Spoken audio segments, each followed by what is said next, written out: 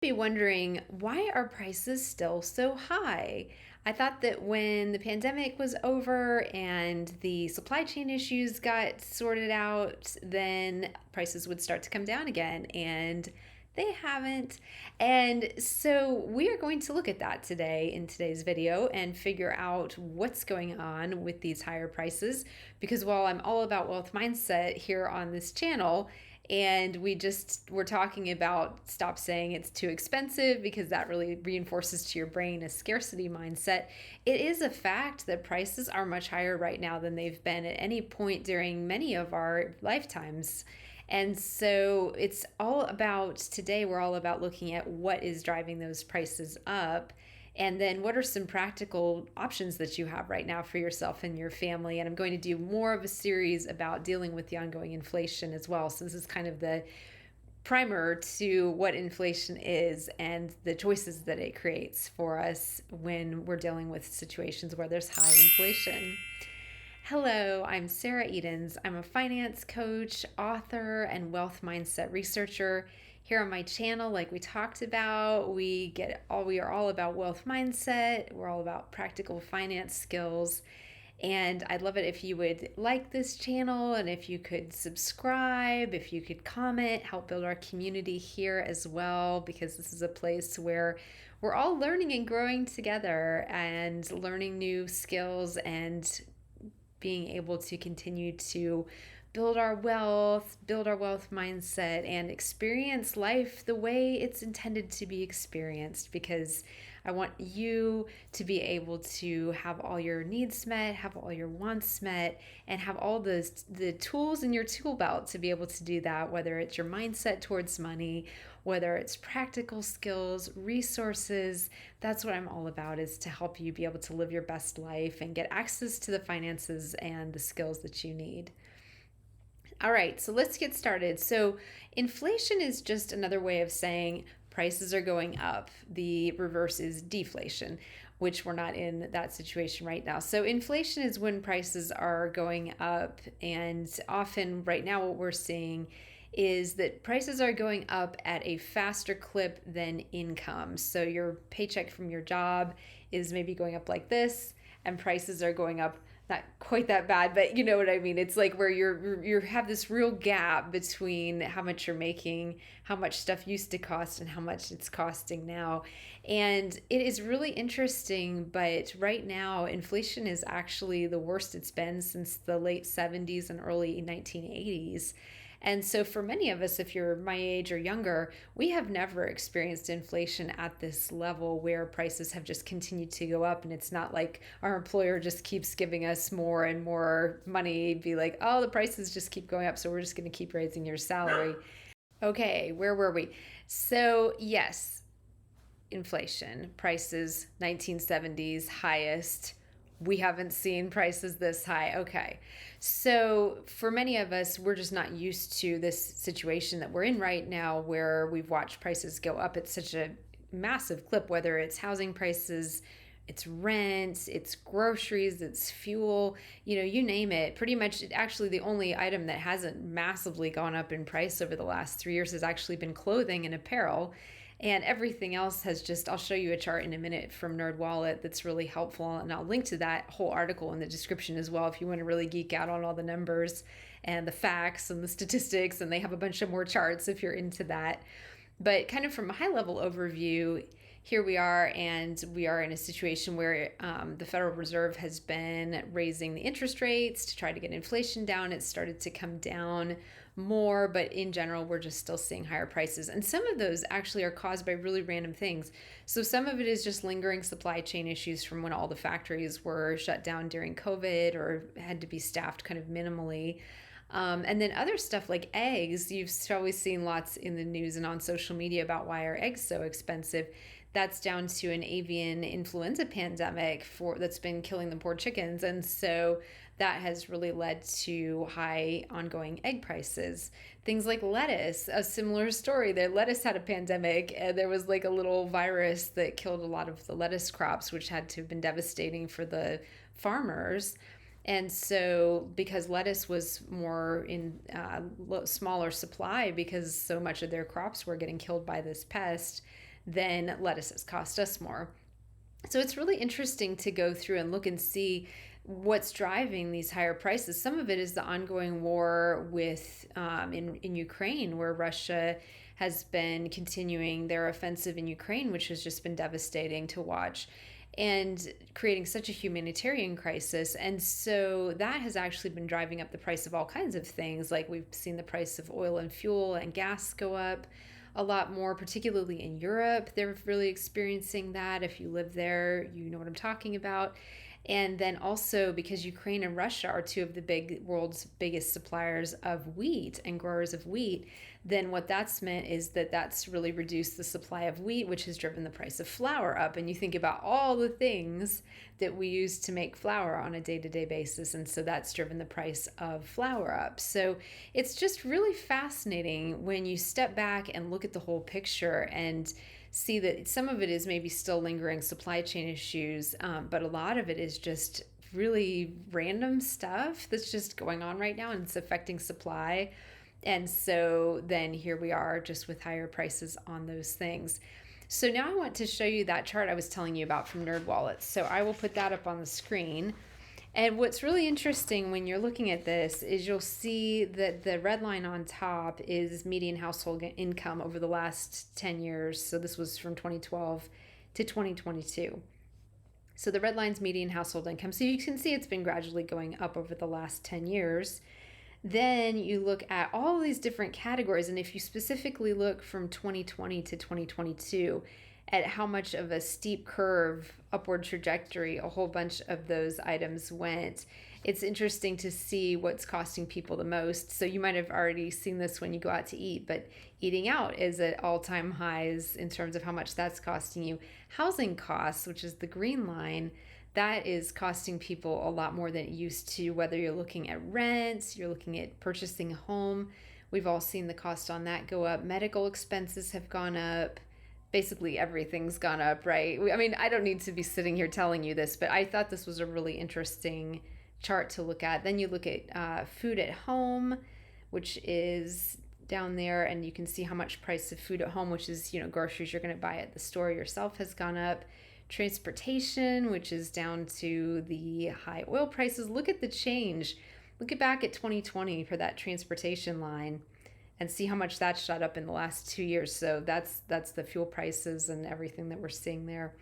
And then you can see down at the bottom, clothing and apparel is one of the things that's been least hit hard. So you may not be seeing clothing prices have gone up maybe, say, as much as your grocery budget. So it's really interesting to see. And these are all like aspects that go into what's called the consumer price index. You may have heard them talking about that on the news this week, that the consumer price index is at 4% right now, which is the lowest it's been in the last 2 years. So when they talk about the consumer price index, these are some of the factors that go into it. So I will link to that article below so you can go and get all the scoop on that and some other interesting articles that I came across when I was researching this show as well that I think you'll enjoy if you want to dig deeper into all of these different facts and figures and what goes into driving inflation. But those are some of the key reasons right now that prices on everything have gone up so much over the last couple of years and why they continue on, unfortunately, being higher. And then also some of the specific areas that we're seeing higher prices in. So I really was very interested to do the research on this for this show because I was wondering what was all going into this, why prices weren't coming down at a better clip, and why this was putting such a strain on people's wallets. Because basically then, of course, as you can imagine, what's happened is a lot of people have ended up with a lot more debt than they would normally carry. And it doesn't matter how much money you and your partner or spouse are making.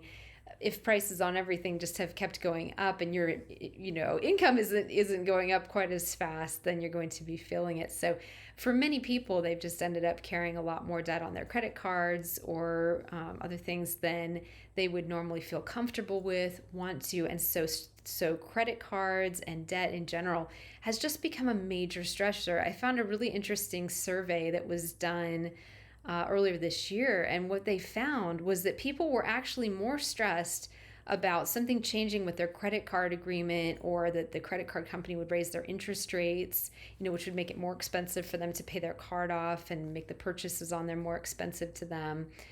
They were more worried about changes in their credit use than they were about losing their job, which is really interesting to me. And that just shows you how many people have just ended up having to rely pretty heavily on credit card use to be able to get through this period where we've just had several years of super high prices. And then at the same time, we've had people that had a lot of financial loss during the pandemic, which I did a video a couple of weeks ago about that. I'll link to that in the description if you'd want to catch that as well.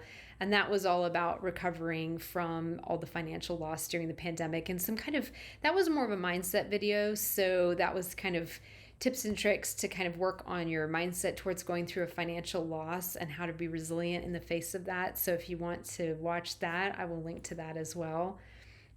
But those were some really interesting key points there for why our price is higher and why so many people are carrying so much more debt. The average American household right now is carrying about $7,700 worth of credit card debt alone. So that's not including their mortgage or student loans or personal lines of credit or car loans. That's just credit card debt. And that's not $7,700 that they've got cash in the bank for and just have forgotten to pay the bill. That's cash that's debt that they don't have a plan right now for paying off. And so I feel like debt is just kind of this weight on our shoulders that just makes everything harder and makes everything harder and more stressful and more worrisome, and just makes us feel like so weighed down.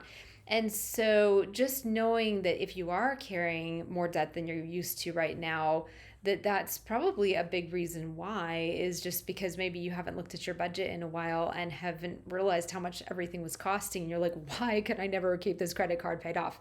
And I haven't changed anything. I'm not doing anything different. We're not going out to eat every night. What is going on? And I have another video as well that I'll link to about how to keep your credit cards paid off that may help you. It's a kind of tips and tricks video for that. So I will link to that as well.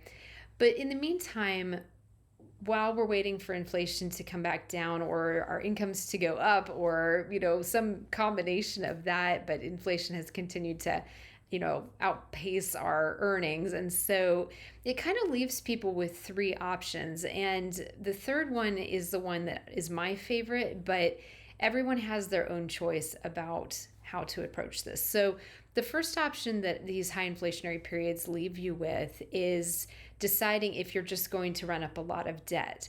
And like we were talking about before, that's an option that a lot of Americans have gone with just out of necessity, or because they hadn't revisited their budget in a while and it just ended up running up, whatever the case may be. No judgment on that, no shame. It's not bad to have debt. It's stressful and it's anxiety producing. And I think the sooner you can get yourself out of a cycle where you're running around with a lot of, especially credit card debt, which typically has very high interest rates on those, sometimes approaching 20-22% or more on your purchases, which just makes it a very expensive small loan, then sooner you can get out of that, the better. But that's one option that just some people just end up with right now, is that they just end up having a lot of debt that they're running around servicing. And that's just creating a whole extra layer of stress in your life. So if this is you and you're seeing yourself here and you're like, wow, I don't want to be here anymore, then that's where I'd suggest you go watch my budgeting playlist. You can find it here on YouTube. And that may help you kind of go back through and figure out, okay, where did prices go up? Did my rent go up by a lot? Am I spending a lot more on groceries? Did my gas just go up 50% from what it was this time 2 years ago? Whatever it is. And remember that if you're running debt, chances are right now it's not because you're bad with money or you're crazy spender or a shopaholic. It's probably down to the things that are necessities started costing more and your income has not caught up. And I feel like this is something that we need to be talking about more as a financial coaching community as well. Is like, hey, sometimes when people get into debt, it is not like that they have a spending problem. Sometimes, especially right now, it's an inflation problem. And then just figuring out how to get smart with your budget and sort that out. So anyway, first thing that commonly happens is that people just end up in a lot of debt and end up servicing all that debt until they maybe get a raise at work or go get a part-time job to pay that debt off, whatever the case may be. The second option that high inflationary periods leave you with is basically what I think of as cut your way to wealth. And in this case, you might not be cutting your way to wealth, but you might be cutting your way to being debt free. And that is a perspective that many people like and that they're happy to do, and that resonates with their values and their priorities right now. So if this is you, then basically what this looks like is that you're going to look at your budget and figure out, okay, fine, housing's costing more, gas is costing more, eggs are costing more, whatever. And so sort out all of those things and just retool your budget so that the prices of all those things are accurately reflected. And then figuring out which things in your fun money or your discretionary spending you're going to do without for a while you figure out how to make more income or until inflation comes down, and basically start making cuts to your lifestyle. So the first one that we talked about was using debt so you don't have to make cuts to your quality of life or your standard of living. You don't have to make changes to your savings and investing goals. You just go into a lot of debt. Second one is you cut back on everything that's not essential so you can maintain the same quality of life, keep saving, keep investing, doing all the things for your future self, but you just are going to accept that maybe you're taking fewer vacations, maybe you're eating out less, whatever your specific picture looks like. So that's the second option that these high inflationary periods give you. The third option, and the one that I personally prefer over 1 and 2, is to basically sit back and say, okay, fine, everything's costing more. I don't want to compromise on my savings. I don't want to compromise on how much I'm putting towards investing every month. So I'm going to figure out how to make more money. And as you guessed, what do we talk about on this channel? Wealth mindset, finance skills. You probably could have already guessed I was going to go for point 3, but I am strongly a fan of saying, let's go figure out how to make more money. Let's figure out how to ask for that raise at work. Let's figure out how to start a side job. Let's figure out how to start a new business. Or if you have an existing business, how can you maybe hire someone to help you with your marketing, or hire someone to help you with brainstorming how you're running your business, or delegate some stuff that is taking up a lot of your time and taking you away from what you love that's making you money in your business, what you're best at. So there's so many different ways to slice this. You know what's best for your situation. And this can be a way that's a little bit more freeing than either struggling through a lot of debt or feeling super deprived. I feel like just accepting that it costs more now to live a comfortable quality of life, have a comfortable standard of living, whatever that looks like for you, however that lines up with your financial values and goals, whatever, it doesn't mean having a lavish lifestyle by any means, but I would say even to live a fairly modest lifestyle, it is still costing quite a lot more than it did even 10 years ago. And so just accept it, move on, and start getting creative about finding ways to make more money, bring more money into your life, work on that wealth mindset, which I've got a whole playlist on that here on YouTube now that's been really popular, and I promise I will add more videos to that as well. So definitely go check out my wealth mindset playlist. But that is something that you can really start to work on and get super creative and try different things. If you try starting a side business or working a part-time job and it's just not bringing in the money you thought, or it's not very rewarding, or something's not quite right, just keep moving on to the next thing and try different things until you find whatever it is that is floating your boat, that's bringing in the money that you've established that you and your family need to be able to have a comfortable quality of life, hit those savings and investing goals, and not have to go carrying a lot of debt or feel really deprived. Because I think the thing about the second option is that none of us are, well, I will not say this. Some people are very, very good at, or they're not good at it, but they just prefer like an extremely minimalist. If you think about the whole minimalist craze on YouTube, that I think it's really fun to watch a lot of what the minimalist content creators put out, or different books on minimalism. There's a lot to be said for that, about things don't make us happy. Let's find a way to have a good quality of life without necessarily having to own a lot of possessions or have a lot of stuff or spend a lot of money. So you can definitely be happy and have a wonderful quality of life without having too much money. But there are people out there who are just more content with less and don't really care if they don't take vacations or don't care if they never eat out, and that doesn't bother them at all. And so if you're one of those people, then maybe just kind of cutting back on expenses is going to be a better route for you than having to go out and figure out how to make more money. That may not be the right answer for you. Or if you're approaching retirement or you're retired, that may not be the right answer for you either, because maybe you're just at a point where you do not want to work anymore. You don't want to have to go generate more income. And so that's not resonating with you. And so whatever of those three strategies, maybe you do a combination of some of each of one, whatever the strategy is for you that's best, that's going to kind of help you get through this time. And I do think it's really encouraging that we are now at a point where inflation is at the lowest it's been in the last 2 years. I think that's a really encouraging sign and should be something that's going to give us all like hope and know that we just need to kind of hang in there and keep doing what we need to do in terms of working with our wealth mindset, and also avoiding getting into that trap of constantly complaining about how expensive everything is, which you can watch my video about that I just did earlier in the week, and I'll link to that. But, it's true. Prices are high. Prices are high, but we don't want to let our minds fixate on the high prices. And I think that's the difference, is it can be really easy to get fixated on these high prices and get really depressed about it and really stressed. And then especially if you have debt as well that maybe, ended up coming as part of the pandemic, whether you had a job loss or a financial hardship and you're still dealing with a lot of debt from that.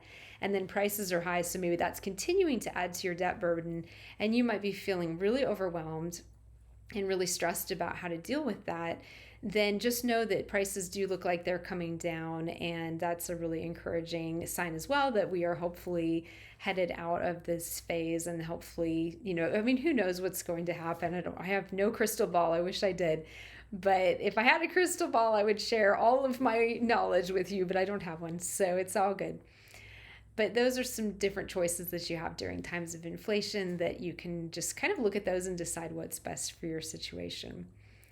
All right. Well, I hope that was helpful. Let me know what is the most useful things you took away from this video. And if you have any other tips and tricks for dealing with inflation, I would love to hear it. I'm going to be recording a series of videos on different ways to save money on all the categories that we talked about that are the prices have gone up so much in the last couple of years, and so I'm going to be doing a lot of research and find a lot of practical tips for you to hopefully save you a whole bunch of money. And then whatever strategy you decide to go with to combat inflation yourself, I hope that'll just help you a little bit more there. And I have a really nice comment from one of my folks in my community here. This was on my Wealth Mindset Part 1 video, and that's in my Wealth Mindset playlist if you want to watch it. Super popular. You all loved it. I promise I'll be bringing out more videos on that topic again and again and again, because it's one of the core fundamental foundational things that we do here on this channel, and it's something I'm super interested in and love researching and love learning more about too. But this is a really lovely comment. I hope I'm pronouncing your name right. Namvula. I hope I'm getting that right. Namvula says, I love how well spoken you are. This is such a nice compliment. Thank you so much for sending this in. That just absolutely made my week. I can't tell you how much I appreciated that. And so thank you so much for sending that to me and for commenting. And I just so appreciate that. Thank you so much. You guys are the best. All right. Well, that's everything I have for today. Thank you so much for watching, and I will see you again soon in my next video.